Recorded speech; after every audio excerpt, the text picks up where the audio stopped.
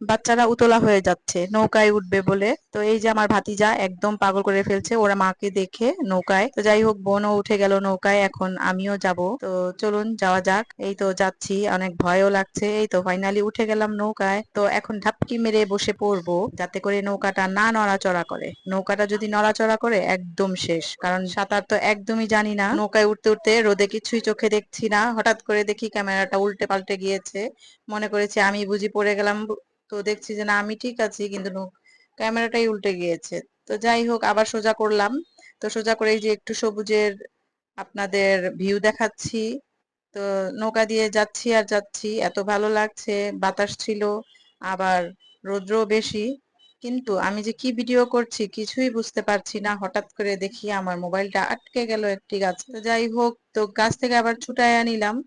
তো ছুটানোর পরে দেখছি যে মোবাইলটা কোনো কাজই করছে না, আর আমি কিছুই দেখতে পারছি না কি ভিডিও করছি।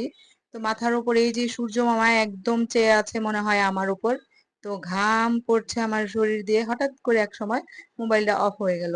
তো অফ ক্যামেরায় আমি অনেকগুলো শাক, কলমি শাক, সেচি শাক এগুলো উঠিয়ে নিয়েছি। আর এই তো কতগুলো শাপলা বিলে হয়ে আছে। তো বোন জামাইকে বলছি যে দুলাভাই দুলাভাই নৌকাটা ওইখানে নাও, ওইখানে নাও। শাপলা মানে এমন ভাবে উঠাচ্ছি মনে হচ্ছে জীবনে দেখিনি। আসলেই তো জীবনে দেখিনি, আর জীবনে এরকম উঠাইনি।